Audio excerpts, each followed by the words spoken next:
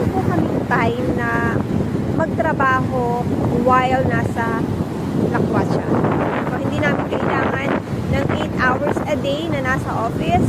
Pwede namin gawin kasi ang trabaho namin part-time. So, most of the time, online posting lang kami at editing ng video na aming ginawa. So, pag nag-vlog kami ng isang project, ay, ayun, pwede na lang namin i-edit kahit nasan kami. So, for those who are interested na mag-apply ng Real Estate Salesperson, kahit part-time lang, ay you can call me or text me sa mga numbers na. Thank you and have a good and blessed day.